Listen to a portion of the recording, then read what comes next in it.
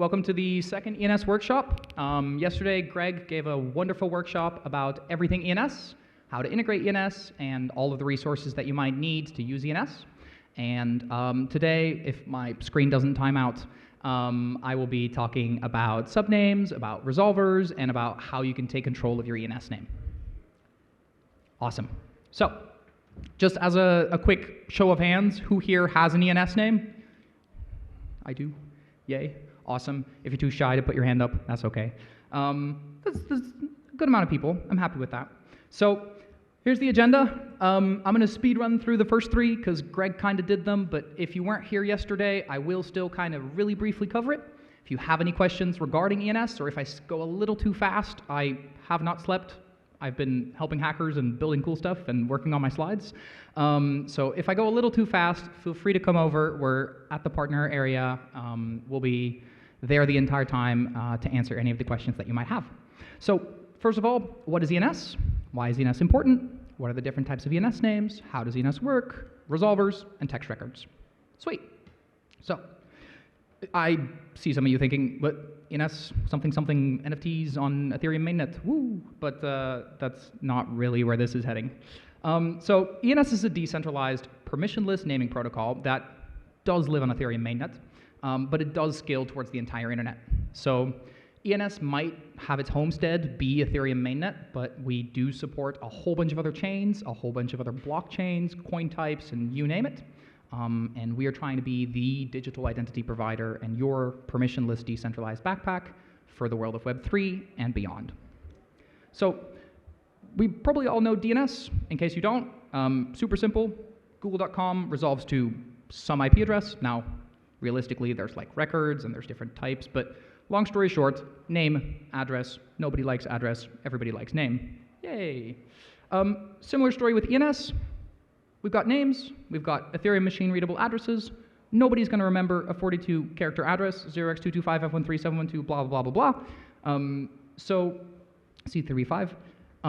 So we have ENS names that initially allowed you to just have a name and resolve it to some records. And over time, it's expanded to being able to keep track of text records, keep track of Bitcoin, Litecoin, Polygon, other EVM chains, whatever you can imagine, you can store in an ENS name. So, anywhere you can read or write an ENS address, yes, I did steal this slide from Greg, you should be able to use an ENS name. Whether that's an input field for sending something and you have a sending flow, a receiving flow where you might have a QR code where people can send you funds, or anything of the sorts. In this case, this is a screenshot from Etherscan where you can see me sending Greg something and then Greg sending some, who knows who that is? I don't know. And then Greg sending something to Brian, and then Greg sending something to, I don't know who that is. ENS names. So, you might already be pretty familiar. Your favorite wallet, I took 3 up here as example. You'll be able to type in gregskrill.eth or luke.eth or nick.eth or anything along the lines and be able to resolve to the same addresses, the same address space, and send funds, interact, message, all the cool, crazy stuff. On most dApps as well, you'll be able to use it as your digital identity across Web3, so not just your name, but your avatar, your preferred color scheme, your time zone, all of them you can take with you, verifiable credentials to prove that you're over 18 or that you're not from a sanctioned country, and you're able to keep with you and have on your ENS profile, and this is just some examples of multiple dApps and how they show ENS profiles. Sweet. So this is the ENS app. It's a screenshot of me. Some of the cool records I have set, and a plethora of the awesome platforms that we have that allow us to extend the functionality of ENS, look up ENS information, etc., etc. Just to name a few. So, why? We get that a lot. Why? So, ENS is fun. ENS is cool. I think that should be the end of the list, but obviously it's portable, it's extensible, it's multi-chain, it's public good, it's decentralized, and it overall improves the crypto UX. Nobody wants to onboard their grandma and be like, hi, I'm 0x225f13712 C3b5. Like, I'm luke.eth, and that is it. Whether that's luke.eth or luke.computer or loosemans.com.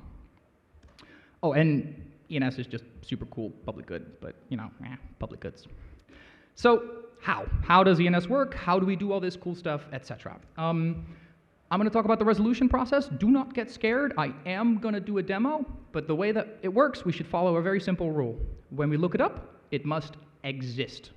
Yes, I'm not here to have an existential crisis on stage. I had last night for that and deadlines, but we're going to go through it. So I'm going to do a little example. We're going to do ENS resolution. Don't worry, it's going to be only like super in-depth and like that's all, nothing to stress about. But most of what I'm going to show you is going to be handled behind the scenes by the library that you're already using today.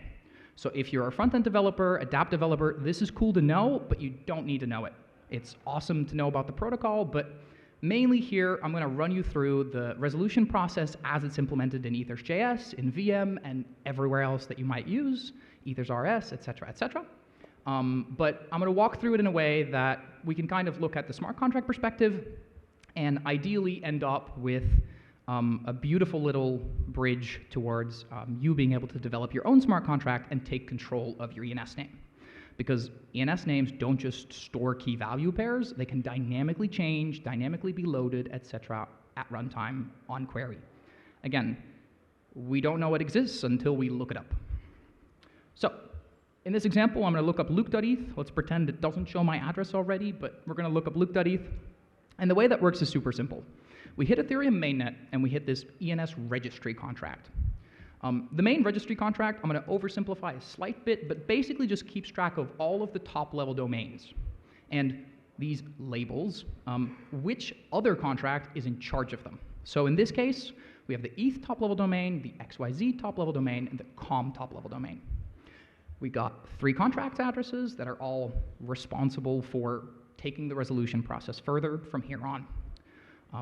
The ENS registry has some extra cool functionality where we can lock down certain things to keep the system functioning in perpetuity and like not be ruined by human involvement or by anything of the sorts. Again, permissionless, decentralized, public good. So from here, obviously we're looking up luke.eth or like vault.luke.eth or something. So we're interested in the ETH registrar. So we're going to tap that contract address right there. And then we're going to hit the contract, and we're going to say, hey, contract, I am still looking for luke.eth. Can you tell me more? So there are obviously a ton of other registries. There's the .com, there's the .xyz, and all of the fun logic behind them. The ETH registry is the most decentralized and trustless of them all.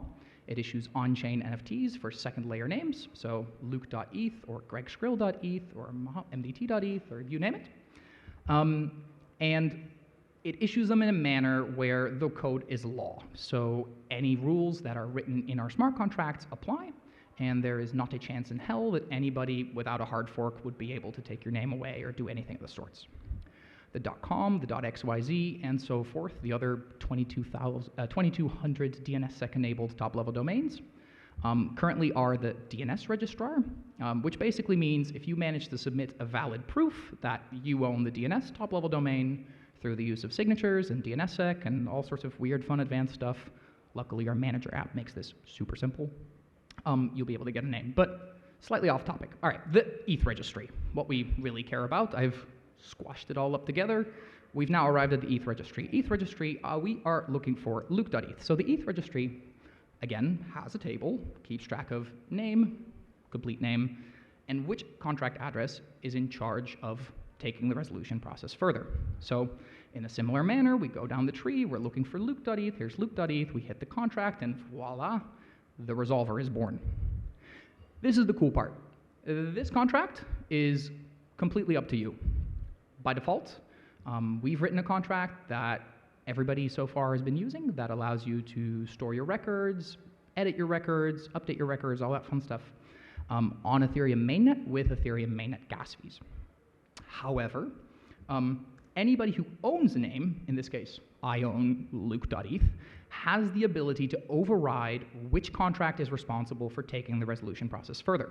What contract is the resolver of this name? So in this case, if I wanted to modify it, deploy a contract, and then update that address, so long as I am the owner of this name, I'm able to do so, and I'm able to modify how the process goes from here. In a similar example, I would not be able to edit Greg's name because Greg owns his name and I don't, and Greg can edit his name, but he can't edit mine. You know the drill. So back to me, because I'm on stage. Beautiful resolver, we've squashed it back up again. Here's your magical smart contract. So Luke, how in heaven's name does it work? All of this so far is theoretical. Now, there's a lovely ENS improvement proposal, EIP 137, which is the start of ENS. Not exactly where we're at right now, but for demonstration purposes, I'll keep it super simple. We've done a ton of optimization over the years, and we've created some new smart contract functions. But to keep it super simple, initially we started off with an ADDR function, a name function, an ABI function, and a pub key function.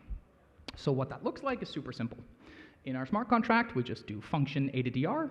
We take in the name that we're looking up. It's a public view function, which means it doesn't cost any gas. And in this case, I did the naive approach, and I just returned my own address, because I don't care. Anybody that uses this resolver is now me. Ideally, you write some logic here that fetches NFT ownership, or checks that your balance is enough, or that you paid rent for your name, or whatever crazy system you might come up with, that you're part of a certain group, or that this subname exists, or that you own 1.luke.eth or bayc.eth or anything of the sorts. In a similar manner, we have this lovely function. I've squashed it all up again. We have a second function, the text function. Same story. You give it the name that you're interested in, and you give it the record that you're interested in. So in this case, we might be interested in the avatar. And again, I don't mind my naive code implementation, but if the record is avatar and the name is me, return my avatar. Ta-da! But obviously this could be loaded from IPFS, this could be loaded from Arweave, or from any other arbitrary solidity contract you can imagine. With the use of EIP 3668, whole other rabbit hole, have a whole talk about it, but I'd love to talk about off-chain lookups, etc.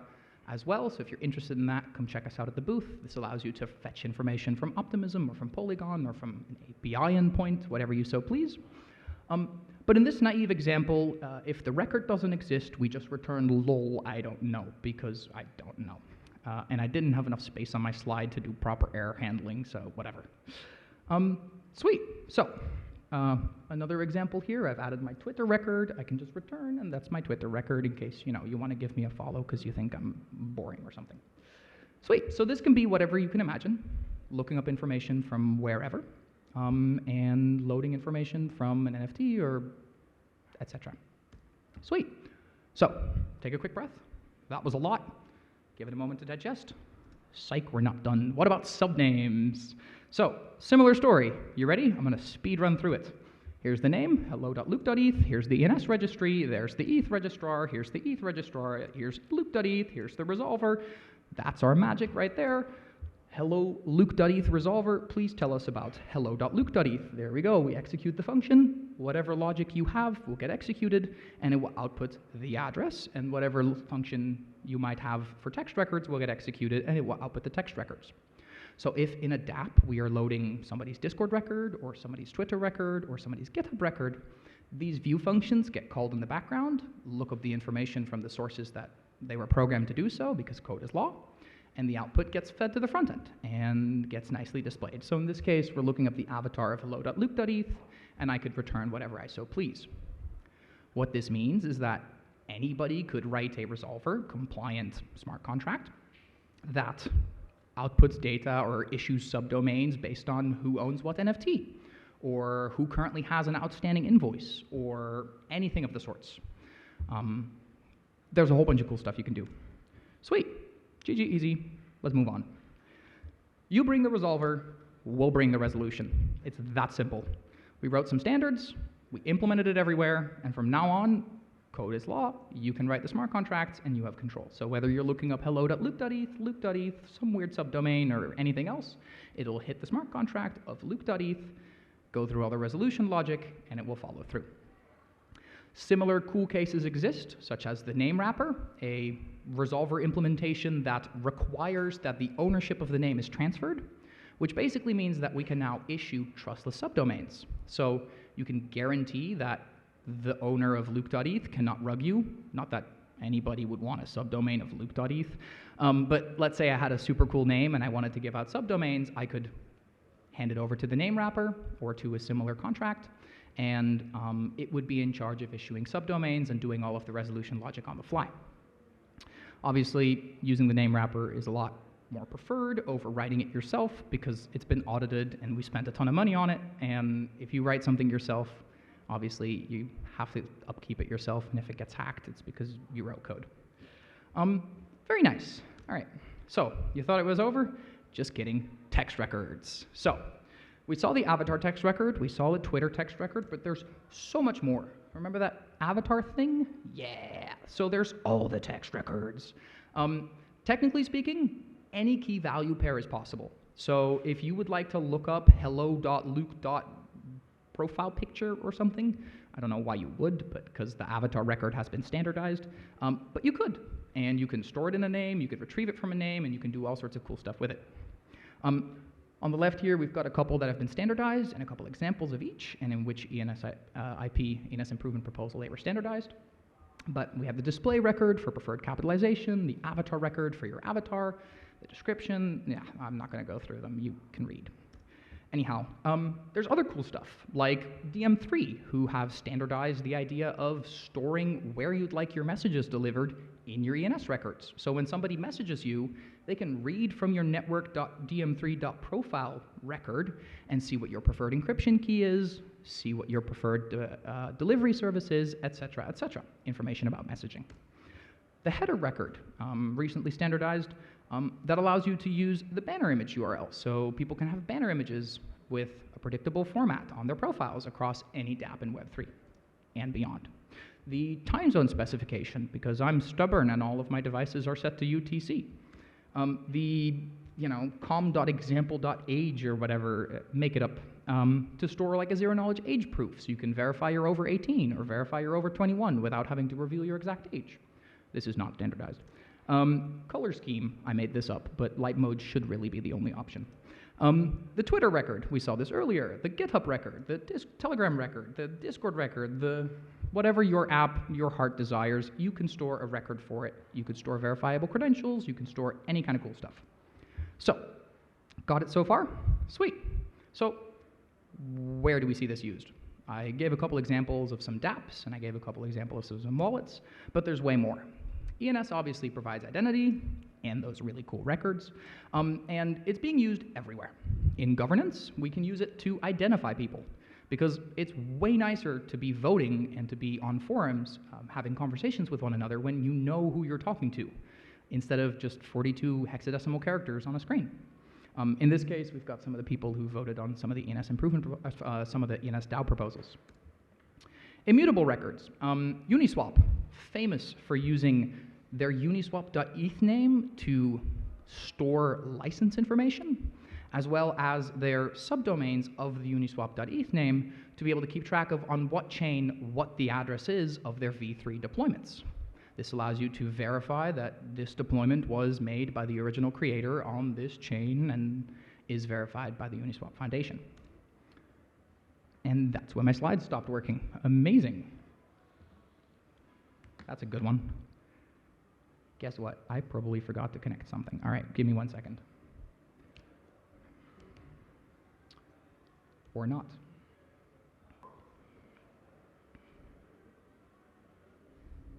Other cool stuff, like naming your community. If you go outside, urbe.eth. Duh. Woo! That was the wrong button. Okay, I guess my slides just stopped working. Usage in decentralized protocols, such as Farcaster or Matrix, or you name it. Usage in Web3 messaging, XMTP, Mailchain, DM3, like the aforementioned, and so much more cool stuff. Now that we're going through the source files of my slides, building on ENS, super sweet. Let's see if we can continue from here, fingers crossed. Or not. Oh. Okay, building on ENS, amazing. So, the front-end quick start guide, this is really it. If you want to load information, WAGME, what most of you will probably be using when you're building a React front-end, has ENS built in by default. There's a hook for it. Use ENS name will get you the address from a name. Use ENS address will get you the name from an address, so you can get a user's preferred primary name. Use ENS avatar will let you input a name and it will output you what the avatar is. Use ENS text records, etc., etc., etc. If you'd like to learn more, there's a QR code over here. I pinky promise none of the QR codes in these slides will rickroll you because I've been there and I've done that before. The Thorin design system. If you're not a good designer, or Greg, you're more than welcome to use our design system. We've built it in a way that you can simply just throw it in your app and it will look pretty. There's a ton of pre-built components and we're expanding it with every day. So yeah, if you'd like to just get a quick start going and you don't want to have to design an app and you just want to throw some cards together, Thorin design system. The ens.app page is completely made using the Thorin design system. So if you need any inspiration, ens.app/loop.eth, and then you can browse all of my records and I'll be cool or something. ENS.js, a library that's been in the works for a little while now. We've recently refactored it, so I'd highly recommend you give it a shot. The beta version is now running on VM. It is ridiculously fast and super nice to use. If you're in a backend or if you're in a front end and you're dealing with functions that WAGMI doesn't implement, let's say you want to do a batch lookup or you want to do a whole bunch of coin type lookups in one go, like you want to get someone's Bitcoin record, Litecoin record, Dogecoin record, and Ethereum record, you can look all of them up in one RPC call, which will save you a lot of RPC as well as your users, network bandwidth, etc., etc.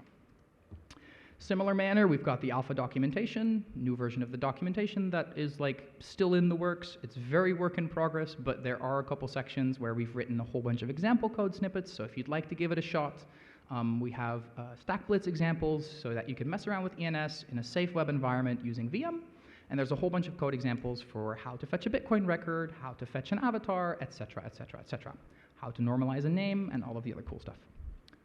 We've also got some prizes. For the hackathon, I know we're halfway in already, but in case you're still building, we do have a $1,000 prize pool, so if you're just building any dApp out there that has some form of send flow, some form of input flow, some form of place where you will see addresses, it's probably worth giving it a shot to resolve ENS names, because it's going to be one line of code, and it's going to make your user experience a million times nicer. Oh, and we have a nice prize pool. On top of that, if you're building something ENS specific, we've got two 1K prizes for the best use of subnames. So if you're issuing subnames on another chain, or if you're issuing subnames based on NFT ownership or loans, or you name it, what crazy cool idea you can come up with, organization structures, we've got a prize for that. And then we also have two 1K prizes for best use of text records. So there's a ton of hackathons where I've been at now where people have done super cool stuff with text records. So if there's something that you're thinking about, I could really store this somewhere and I don't want to do it in a database, maybe storing it in the user's ENS profile is worth giving it a shot. Obviously not Flappy Bird high score, but users' preferences or users' verifiable credentials or that kind of cool stuff. That was most of it. Happy hacking, and thank you for coming to the talk.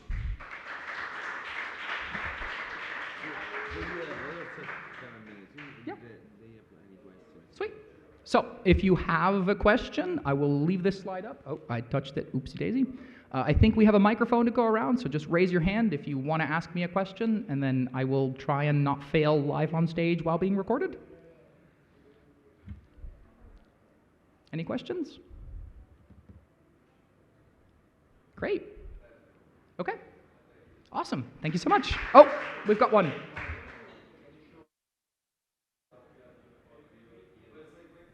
Yeah, for sure. Can you show us all the cool stuff you have on your ENS records?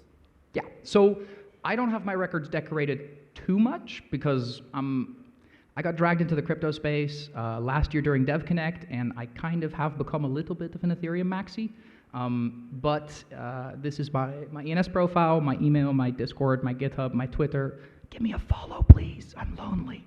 My Telegram, in case you want to shoot me a message, so I feel like there's people messaging me.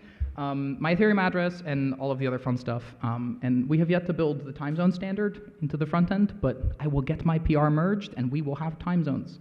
But time will tell.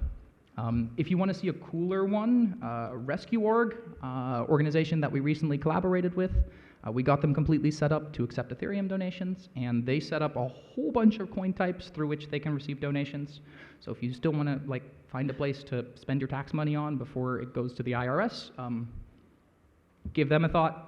As well as, I think Corey has a couple cool records set as well, executive director of the ENS Labs.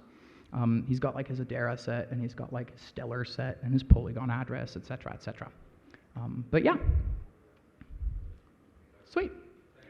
As a last little plug, a month from now or so at DevConnect Istanbul, we'll be hosting Friends Day. So if you thought ETHRome was super cool, you should come hang out there too. I think most of us will be there as well, and I'm really looking forward to it. It'll be, I think, ENS's official, like, huge first conference, and there's going to be so much cool stuff happening.